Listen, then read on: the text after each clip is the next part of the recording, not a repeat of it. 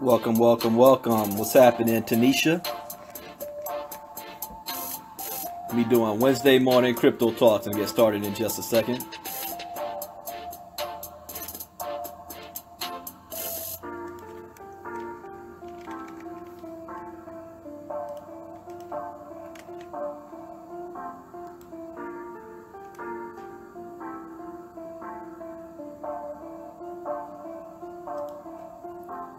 Hope everybody's having a good day today so far.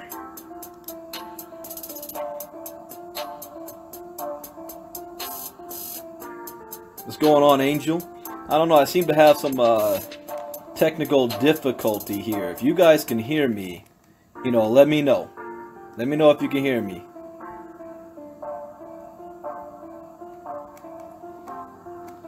What's happening, Mr. Anton?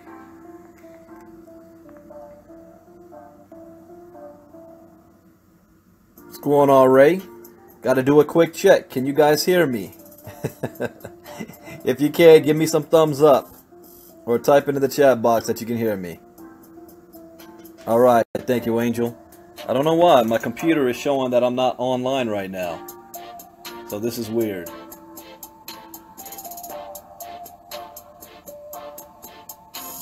Think we are good to go.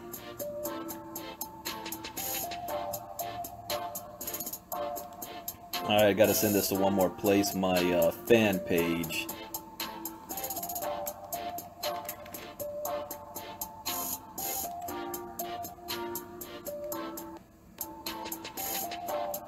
We got a lot of news for today, but I'm not going to be able to cover everything.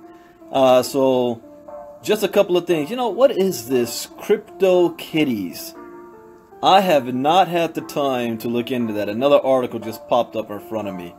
I'll save that for later because I need to understand what in the world Crypto Kitties is. That makes no sense to me. But I do know my computer is moving slow on me here. So let's go ahead and get started with some news. And I like to start off on the light side. Howard Stern. Everybody know who Howard Stern is, right? This is talking about how Bitcoin is now going mainstream. So let me put that here in the chat, that link in the chat box. What, you like that beat, Marion? I do too. That's my new theme for probably the month or so until I find something else I like. But that beat is nice. Ramon says I'm cutting in and out. I hope not. I'm having difficulty on the computer, but I'm doing my Facebook Live on my phone. So there shouldn't be a major issue here. But just to double check. Yeah, my computer's acting funny, but alright, there we go. Yeah, I like that beat. I even taught myself how to play it on the keyboard. I think I did it the other day too. Wait, check this out, check this out.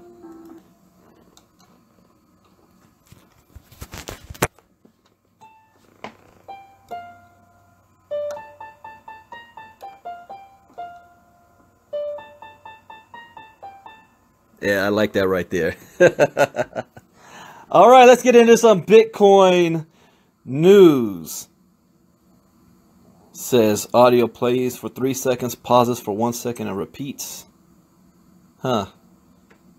Yeah, that beat is called Destabilize by Bad Bunny. You can look that one up on YouTube.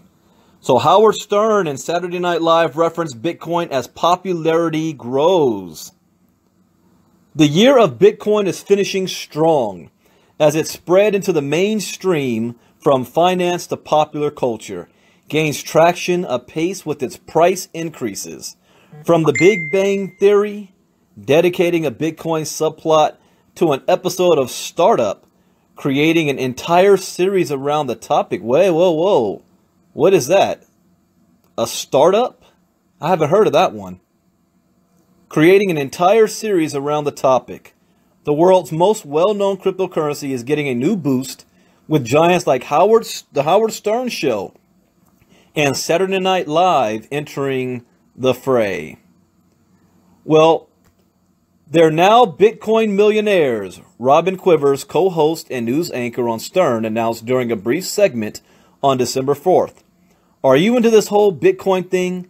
She asked Howard Stern, radio broadcast icon currently under contract at SiriusXM Radio, a satellite paid content provider. No, I am not, Mr. Stern answered dismissively. Good for those guys, he said, alluding to the ecosystem's most well-known twins. They're all bent out of shape, losing out on Facebook, as detailed in the movie The Social Network. The investors made famous by suing Mark Zuckerberg, Ms. Quivers continued, claiming he stole the idea of Facebook from them, have made bank on the digital cryptocurrency. They owned about $11 million worth of Bitcoin 4 years ago. Its value has grown by more than 10,000% just this year, skyrocketing their investment to more than $1 billion. That's right, David, is Deless by Bad Bunny. Mr. Stern, 63, has broadcast professionally in one form or another for over 40 years and is well known to his largely American audience for ribald commentary and irreverence. Miss Quivers, 65, is Mr. Stern's longtime on-air companion, serving often as the show's voice of reason, in addition to adding her news vignettes.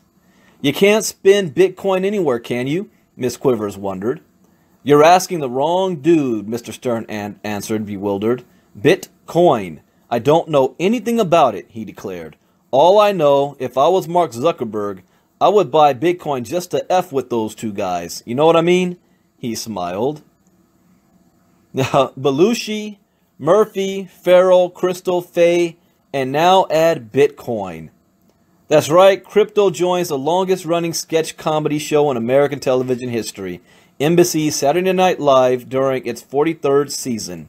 This weekend's cold open, Visit with Santa, added a silly twist. Kiddos brought up rather adult topics, shocking the jolly good fellow. The skit features two prominent cast members, Kate McKinnon, Justin Bieber, Hillary Clinton, Jeff Sessions, that's who she's played, and Kenan Thompson, who's played Big, Poppy, and Steve Harvey. Miss McKinnon was also in the female Ghostbusters. Mr. Thompson is the most tenured cast member in the show's history since 2003. The scene opens to Amy the Elf and Santa. Children ask for presents and then quickly pepper poor Santa with questions regarding present controversies, including sexual harassment allegations, Israel, tax cuts, opioids, and even Trump.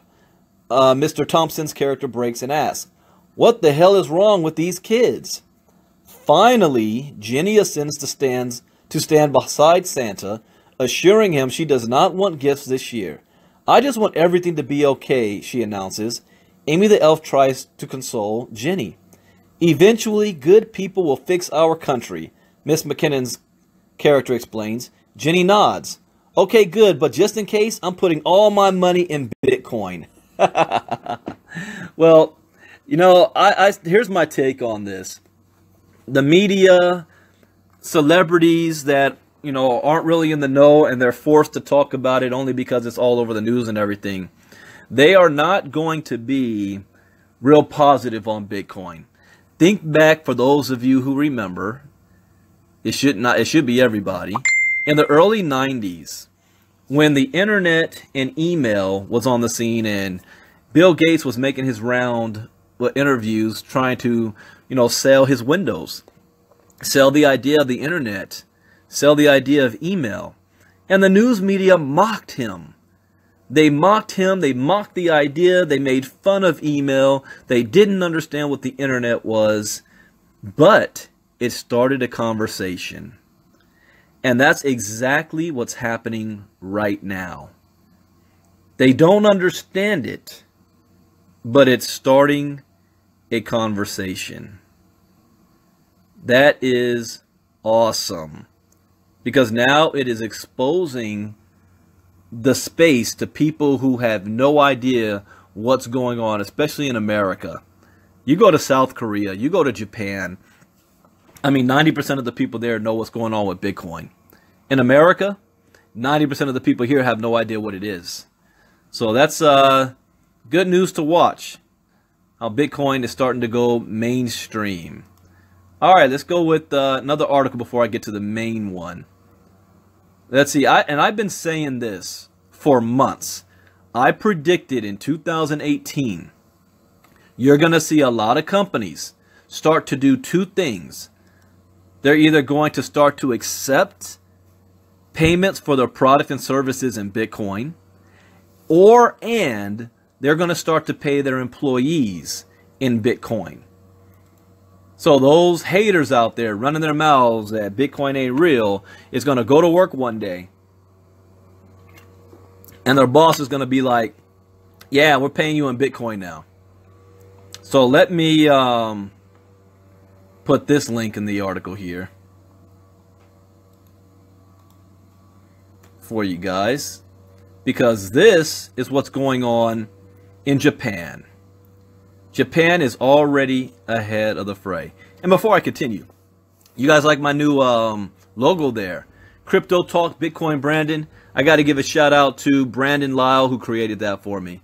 That's an awesome, awesome logo he made.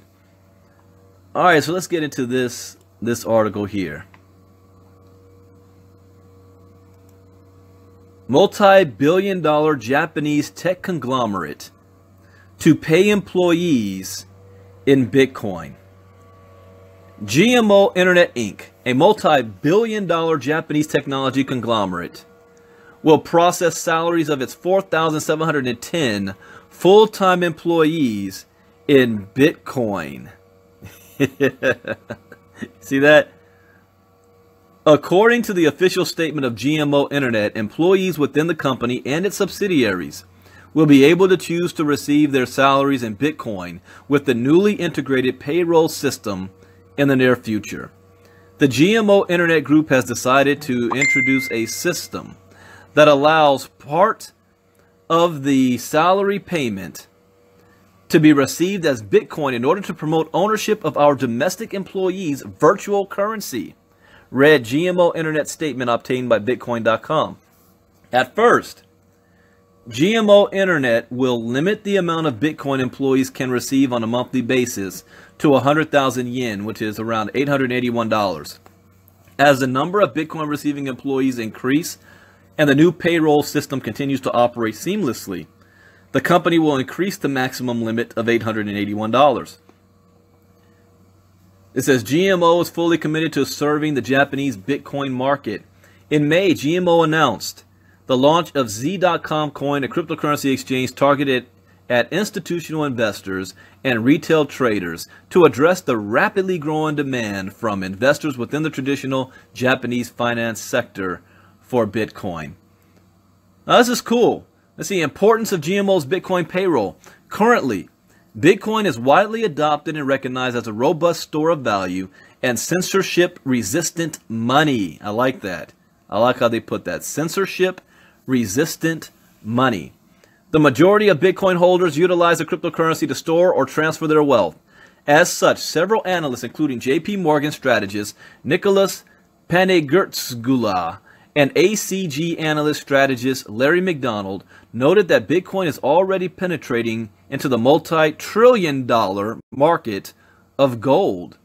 GMO's integration of Bitcoin into its payroll system, participated by thousands of employees, is crucial because it sets a precedent across the nation and for other conglomerates in the country. Given that Bitcoin is a legal currency in Japan.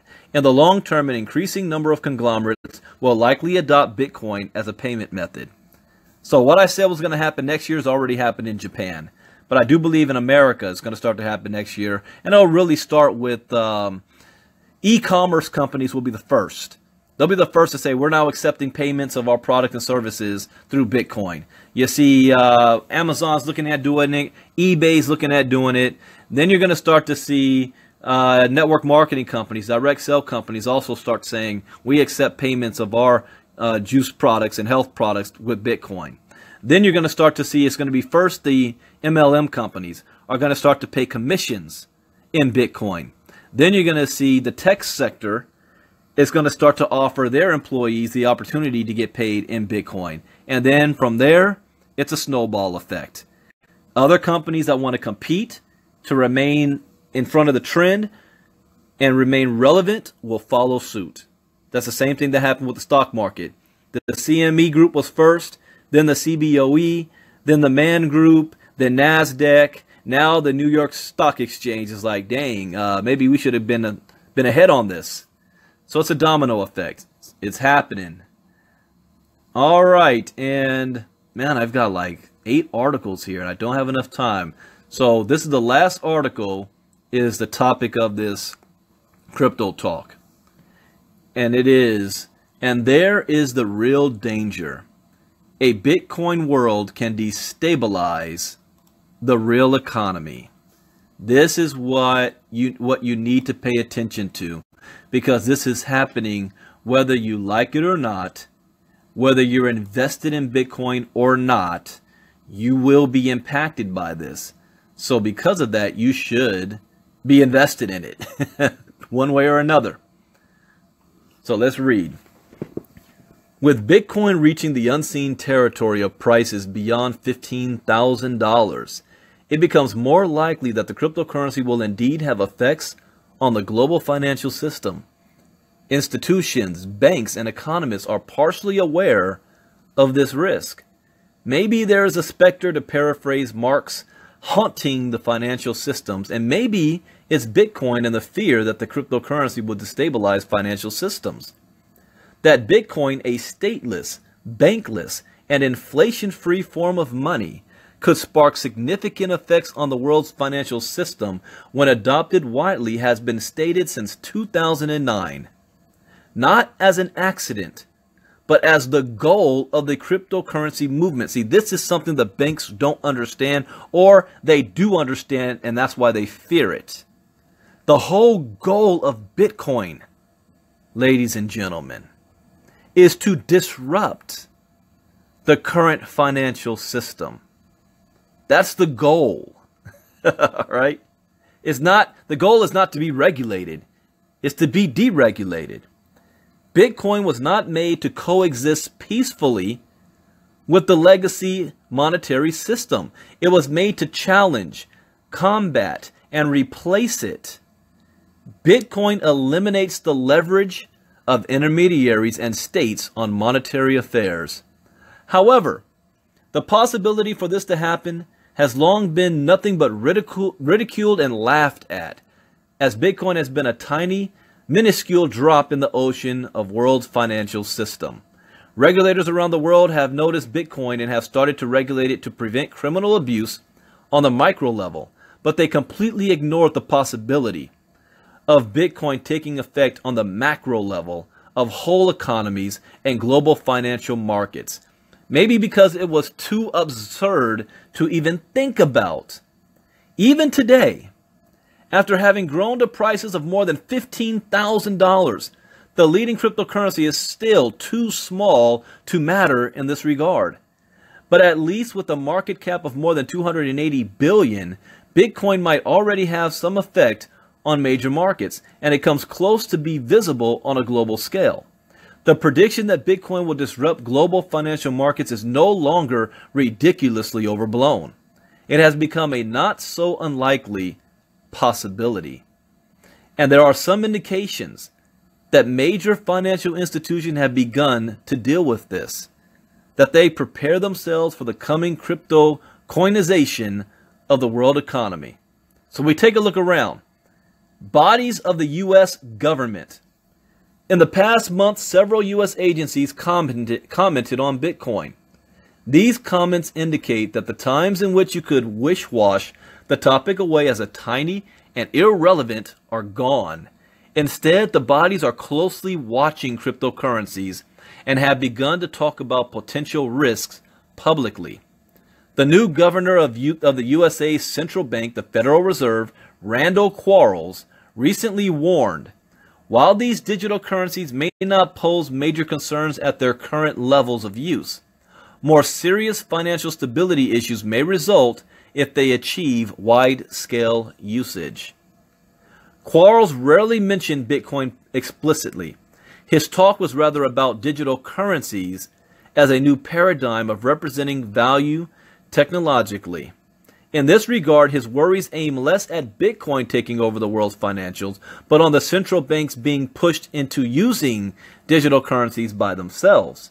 He says, I am particularly concerned that a central bank issued digital currency that's held widely around the globe could be the subject of serious cyber attacks and could be widely used in money laundering and terrorist financing. The effect of all this would significantly divert our focus from work to improve or establish new private sector retail payment systems based on existing institutions. Let me stop right there. That's a bunch of BS. You see the tactic he used right there? He says his concern and fear is money laundering, cyber attacks, and terrorist financing. What do you think they've been using all this time? They've been using the US dollar. 99% of all terrorists, all money laundering, all cyber attacks is surrounded by the US dollar.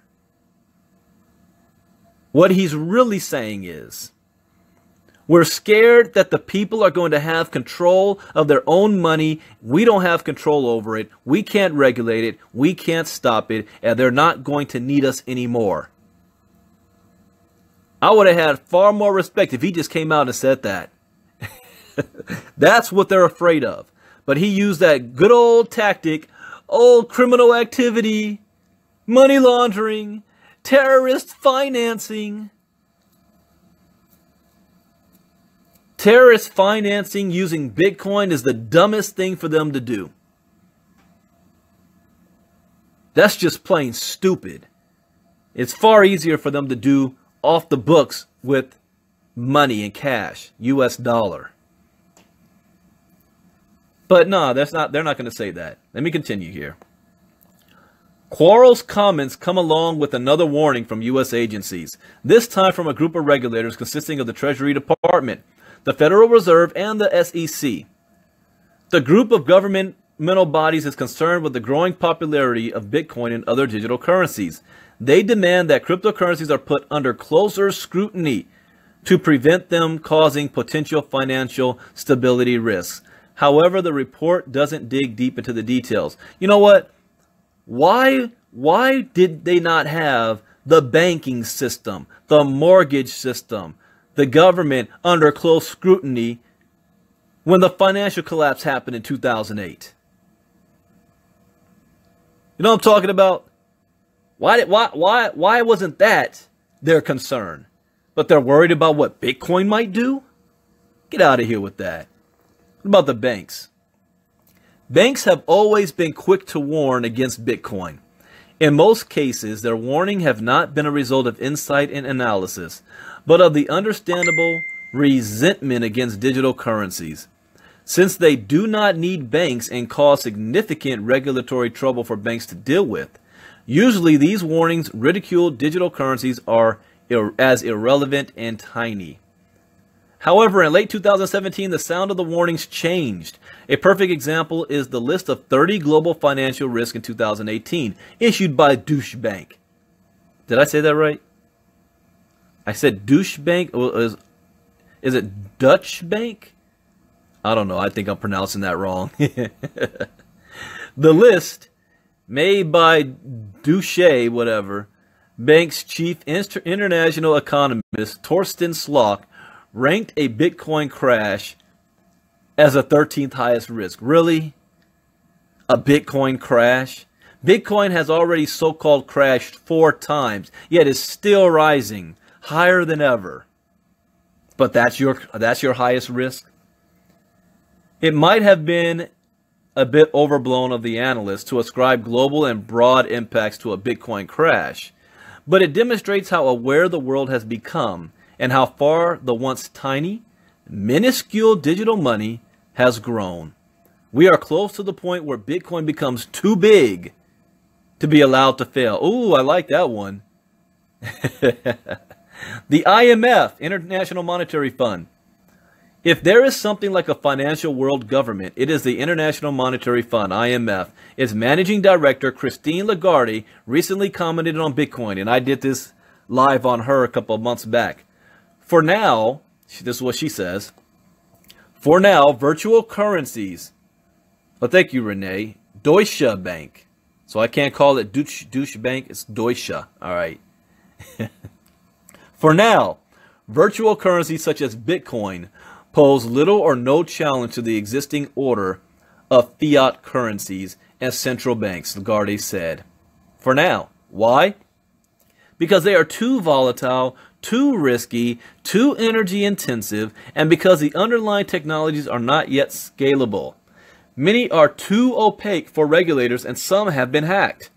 In other words, the IMF doesn't see Bitcoin or other cryptocurrencies as real competition for fiat money and thus does not see so much of a risk in it. However, Lagarde adds, not so long ago, some experts argued that personal computers would never be adopted and that tablets would only be used as expensive coffee trays. So I think it may not be wise to dismiss virtual currencies. In a press briefing, an IMF officer widened the insights into the IMF's perspective on Bitcoin.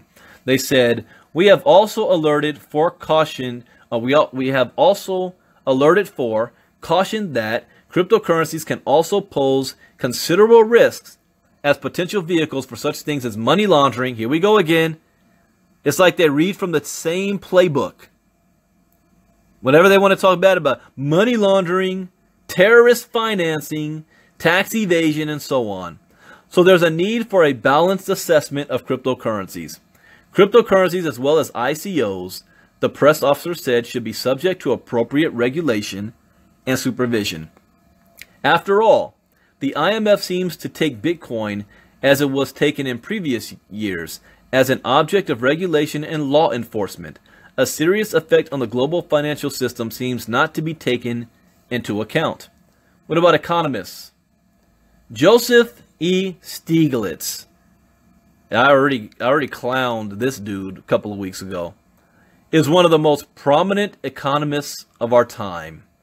The former senior vice president and chief economist of the World Bank was awarded the Nobel Memorial Prize in Economic Sciences, usually called the Nobel Prize. In a recent interview, Stiglitz blatantly called for the ban of Bitcoin and other cryptocurrencies. One of the main functions of government is to create currency, and Bitcoin is successful only because of its potential for circumvention, lack of oversight, so it seems to me it ought to be outlawed. Let me stop right there.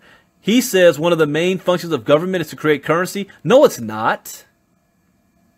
If you know U.S. history and the original Constitution, it was in the Constitution that a citizen had the right to mint its own coin, even if it was in competition with the government's coin. The only entity that was not allowed to do that was states, but the citizens could do so. There were competing currencies in the United States for over 100 years, not controlled by the government. It wasn't until 1865 when Congress changed the law because they wanted complete control. So don't give me that, Stiglitz. And you know what? He knows this. He knows the history. But he knows that you guys don't. All right? It's in his interest. He's running his mouth about stuff. All right, let's continue here. Then he says it should be outlawed. Why? What are you so afraid of? People having control of their own money? Isn't that the idea of a really true free market system? You can't get more democratic than that. But that's not what they want. They want control. They need government control. They in their minds, you are not educated enough or worthy enough to have that type of power and control over your own money. They view us as sheep. And they are the shepherds. Let me continue. Also, he says, Bitcoin doesn't serve any socially useful function. This shows me he doesn't even understand why Bitcoin was created in the first place. He says, we ought to just go back to what we always have had. Always have had? What have we always have had, Stieglitz? The US dollar as we know it has only been here since 1971, since it's been off the gold standard. So what are you talking about? It's 5% of its value since it was 100 years ago. That's what you want to go back to? He continues, in terms of the medium exchange that we use for transaction, and what I was trying to say is, let's move away from paper into the 21st century of a digital economy. Bitcoin, Stieglitz continues, ought to be outlawed. Ban it. Get it out of here. While Stieglitz just thinks Bitcoin does more harm than good, but doesn't indicate to be aware of systematic risks due to Bitcoin's growth, Sandra Flippen, an economist from Belgium, thinks that a Bitcoin crash can destabilize the real-world economy. Really? What can a stock market crash do to the real-world economy? What could a Forex crash do? These guys get me. They're concerned about a Bitcoin crash. What happened in the 20s? What happened in the 2008? What happened when the Chinese market had a crash and it messed with the entire world? That was just, what, 5 years ago? So this is BS. They're worried about a Bitcoin crash.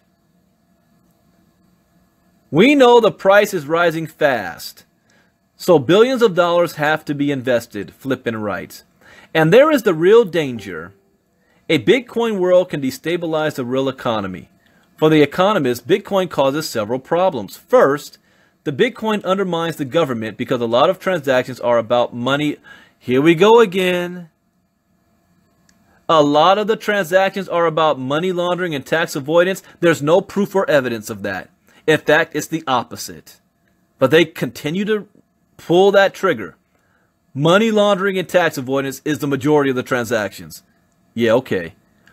Another problem is that the profits of new Bitcoins that come with it do not benefit the government. Oh, here we go. Let's talk the truth now. As with normal money creation, but absorbed in heavily environmentally harmful computer. What? Wait. Heavily environmentally harmful computer power. I'm not even going to touch that one. She's really grasping at straws with this one. Most users like the fact that the central banks do not influence Bitcoin in any way. But for Flippen, this is dangerous. Says in times of crisis, central banks can, through their influence on ordinary banks, ease credit conditions and encourage people to consume. The bank has no control over the Bitcoin economy, and an economic crisis can become deeper. Do you think that because people have Bitcoin, they're not going to consume? They're still going to consume. They just have control on their own money and not letting you guys rob and steal it from them. And then when the economy goes to crap, who gets bailed out? Do the people get bailed out? No. The government gets bailed out. The banks get bailed out. Big companies get bailed out. And you lose your job and you lose your home and you lose your savings. But they continue to say, trust us. Keep giving us money.